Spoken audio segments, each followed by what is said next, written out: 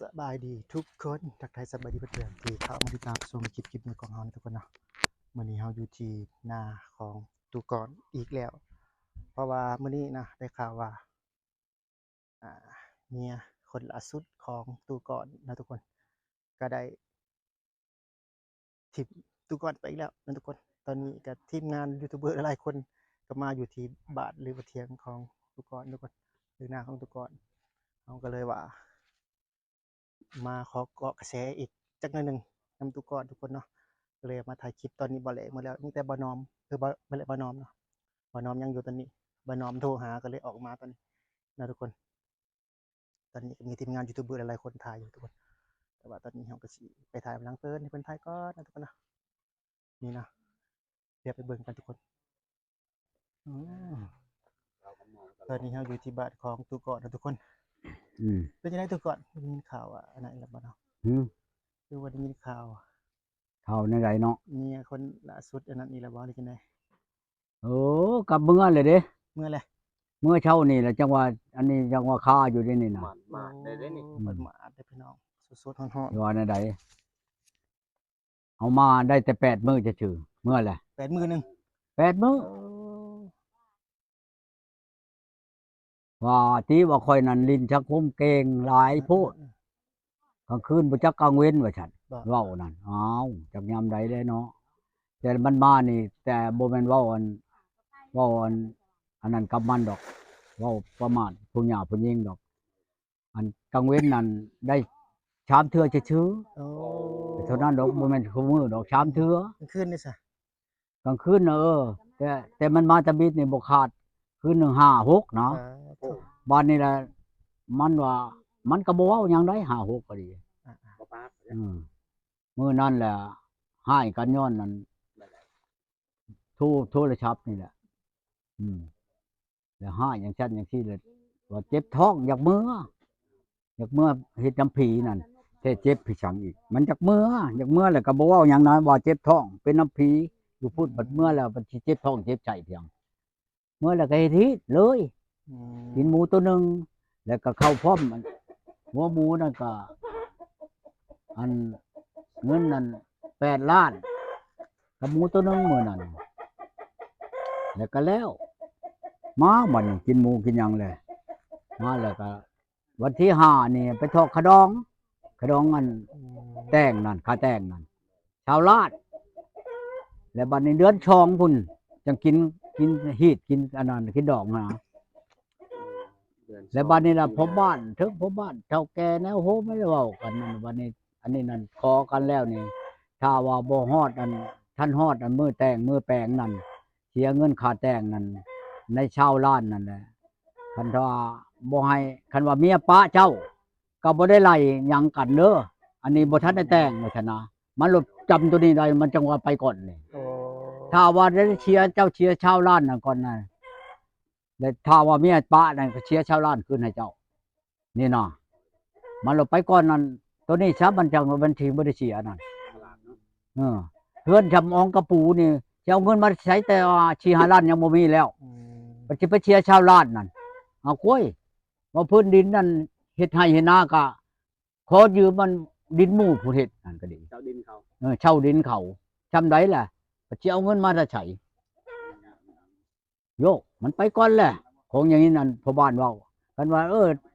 แต่ว่าเชียร์นั่นบัดเมื่อหน้านั่นเขาถามข่อยนี่ว่าถือว่าไปเมื่อหน้านั่นสมมุติว่าคันว่าเมียปุ๊บเจ้าหนี้จากเจ้าน่ะเจ้าเอาสิเอาหลายไปได้ลูกเอาจำเขาเชียร์เด้อชาวลาดเอาควายตัวหนึงว่ะอืมได้ว่าชนะครับแต่มันไปก่อนนั่นฮู้สาเหตุอะไปก่อนเนาะไปก่อนนั่นโอ้ก็เลยยาแล้วไปแล้วก็ไปแล้วเห็นไหมมันไปแล้วคันว่าค่อยนำเลยเช้านี่นั่นทัน อืมผมไปถามเขานี่อ๋อไปนะเขาว่าช่วยมาขึ้นไปบอกน้องชายว่ามันเมื่อเลยนะเมื่อเลยก็เมื่อจักโมงไปมื้อเช้าประมาณจักโยก็บ่ได้เบิ่งเนาะก็สิวังคงมันยังมืดจักหน่อยอยู่เด้ไผพี่น้องช่วง6 โมงปลายนะ6 โมงบ่ทันฮอด7นั่น7มันตะเวนออกแล้วแม่นตะเวนยังบ่ทันออกจำยังมืดๆอยู่ว่าโอ้ยแต่ไผผ้าข่อยก็ยังบ่ได้ปิดจักมืดจักแจ้งแล้วเนาะ ข่อยลงไปแล้วข่อยไปเก็บมะม่วงคือเก็บเอาเดี๋ยวนี้ก็เอาแต่หน่วยมันใหญ่อันมะม่วงอันนี้ซึ่ง เก็บได้หลายเติบเลยหม่องเนาะ วันนี้ไปบ่นะมะม่วงบ่เท็ดบ่ครึ่งฮอดคู่มันงัวกินเบิดไปกุ๊กนั่นอีกบัดนี้ไปเที่ยวมากุ๊กนี่แหละมามันไปเลย ได้เลย พวกเนี้ยมันรออยู่นะรอไปนะอืม ตุจานลงจากเชือก เมื่อบ่เมื่อ แม่นนี่เนาะ ยอมมันแล้วเมื่อเดือนเมื่อมันจำนี้ยังบ่ฮอดขี่รถโดยสารบ่ฮอดจำนี้นะคันว่ารถจักรค่อยไปมื้อนั้นรถจักรค่อยนี่ชามโมงฮอด โอ้ กับมัน จริงเด้ เมืองใดก็เมียเจ้าที่เมืองใด หืม เมืองใดก็ เอ้าเมืองวิระ โอ้วิลาพุ่นเนาะ เมืองวิระ บ้านนี่ยังพ่อใหญ่บ้าน บ้านนั้นเพียงก็ บ้านบุงปอบ้านบุงปอ เมืองวิระบ้านมันนั่น เอาสิได้กลับก่อนเด้อตุจานเด้อ อืม กลับก่อน นั่นแหละ มีแห้งจะได้ก็ได้เนาะโศกมันได้เมียใหม่อีก ฮะ นั่นแหละก็เมื่อ สู้ สู้ สู้ภาษาเพิ่นยังสู้ จังว่า แล้วก็ได้ไหม จังเอานี่ก็บ่ทันได้ว่าไว้ว่าปานนี้ ครับ ทางไปจะก่อนจังเด็กจังน้อยแล้วถามทางนั้นมันก็เมื่อครั้งแน่แล้วของว่ายิ่งนี้ชายก็บ่ได้เชียร์หยังชายนี่ยิ่งก็บ่ได้เชียร์หยังนั่นนี่น่ะมันก็แห้งไปแล้วมันยันเชียร์แต่ถ้าเอาทอกเงินที่นี่ซะก่อนมันว่าเชียร์มาได้แม่มันไปชื่อเขากินน้ำเบามันไปชื่อเขากินเบิดแล้วมันโยมันก็สิพอถูกย้อนอยู่ดอกมันเมื่อแบบนี้น่ะอย่ามันให้มันเมื่อซะ อย่าเนาะ ไล่เพียง อย่าบ่เป็นหยังหาเอาใหม่ยังหน้าตาดียังหล่ออยู่เด้โอ้ยมันไปนี่ เอาใหม่นี่บ่ ได้ ได้ อยู่ดอก ได้อยู่ดอก บ่เฮิง เป็นไดบ่แลเมื่อแล้วบ่แลเมื่อโดนแล้วบ่ บ่แลเมื่อแต่หึงฮอดแล้วสินี่ก็สนุก ง่วงนอนบ่ได้บ่ได้นอน เฮาก็หาก็ได้ออกมาหาก็ได้เวียกก็เลยว่าหาก็ออกมาฮอดบ่นอมทุนโทรหาว่าบ่ได้มาบ่ว่าพอดีถึกช่วงอันเลิกเวียกอะไรบ่น้อมทำได้ไหมบ่น้อมทำตอนนั้นแม่นคุณยายเพิ่น เป็นอะไรพ่อใหญ่กินแรงไปจังแมลงอยู่คนเดียวบัดนี้ อันน้องกินนะคนบ่ดื้อดอก อืม ดื้อเพียงปลาก็ยังเต็มปานนั้นอยู่ชิ้นก็มียังก็มีครบเบิดอยู่ดอกห้องกินน่ะ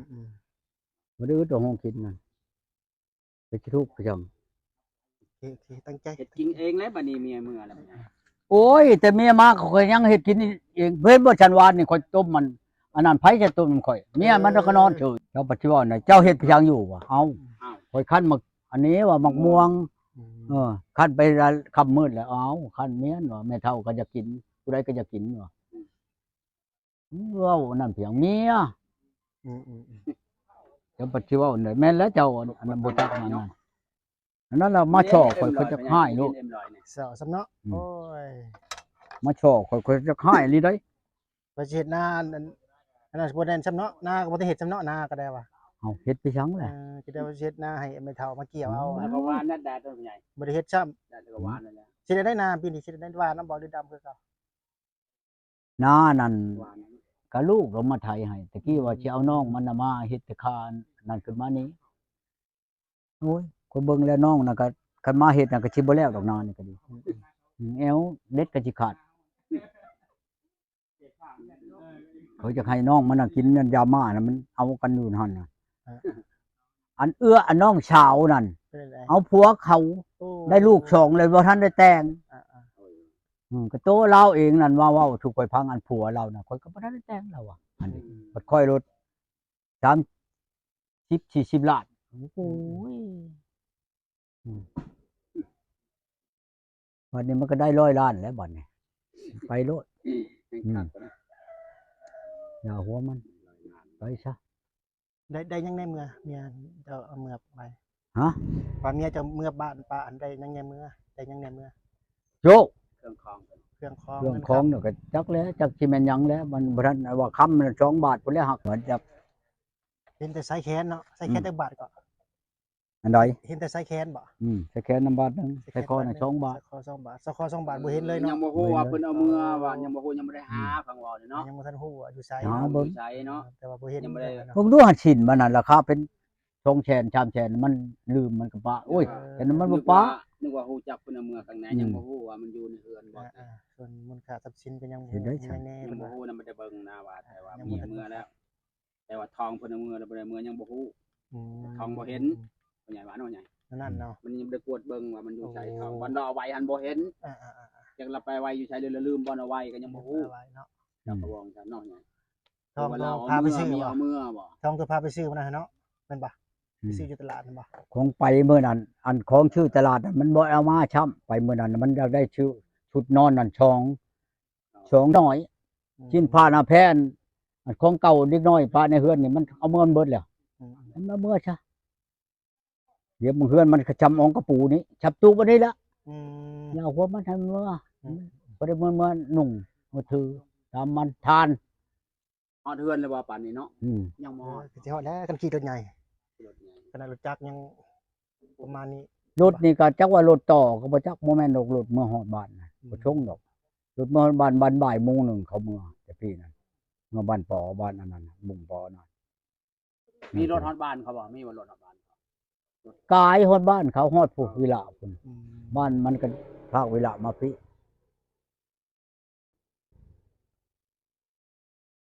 อย่างนั้นดอก ต้องบอกว่าสิฮอดได้บัดนี้เนาะบ่ได้ไกลปานใด โยก อืม จังว่าแล้วทำหั่นแหล้ว อืมมัน ค แง่ น ไฟ บ่ มาฝาก เคยผ่านสังคม เพิ่น เข้าใจ เอาไฟ บ่ มาฝากกับตุ ฮะ มันแง่เอาไฟมาฝาก มันแง้ว มันแล้วมันแล้ว ว่าน้อมเพิ่นว่า น้องเพิ่น หลายบ่ คนบ่เคยผ่านสังคม มีอยู่ เออ สิได้ไปสิได้เดี๋ยวบางผัวอันอยู่อันบ้านบ่อ ตีจนแขว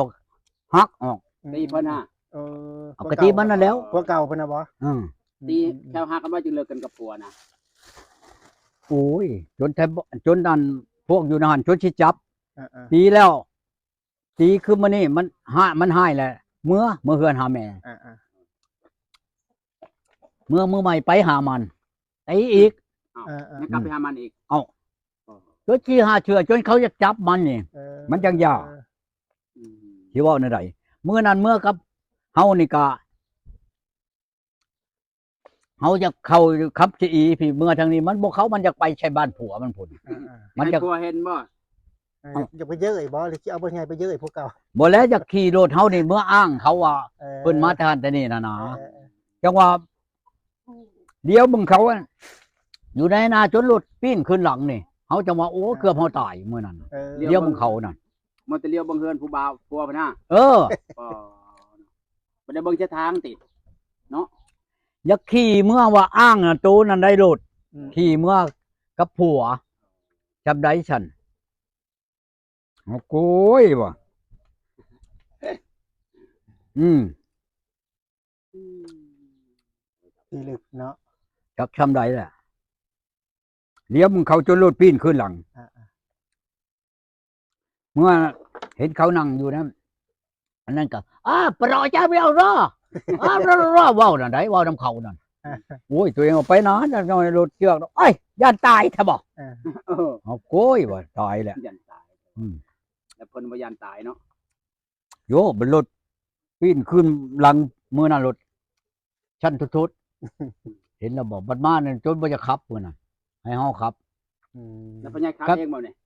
เอาขับเองแหล้วก็เป็นรถเขามาทางหลังรถใหญ่น่ะมื้อนั้นตายเบ่ทั้งช่องรถแล้วมื้อนั้นเขาสิเหยียบหัวน่ะลงกระตกกลางทางรถได้โทษตัวเองว่าจะเป็นชาตินั่นชั้นปรับตัวเองก็ดีบ่เคยเห็น เกือบเนาะ อิจฉาว่าเป็นวันนี้วะคุณแปลว่าคนมาจักนังนะโอ้ยจักไปชังเลยเช่าเนี่ย ตอนนี้เราก็มาอยู่ที่บ้านของตุกอนนะทุกคนนะมากับทีมงานเราคือเก้าบ่าวน้อมบ่าวน้อมชาแนลบ่าวลีช่องนี้ก็ชื่อช่องจังล่ะ น้ำพามวล บ่าวน้อมพามวลทุกคน แต่ว่าช่องเพิ่นตอนนี้ยังก็มีปัญหาอยู่นิดนึงทุกคนช่วงนี้คือรู้นำกันเนาะใส่เบอร์ใดกัน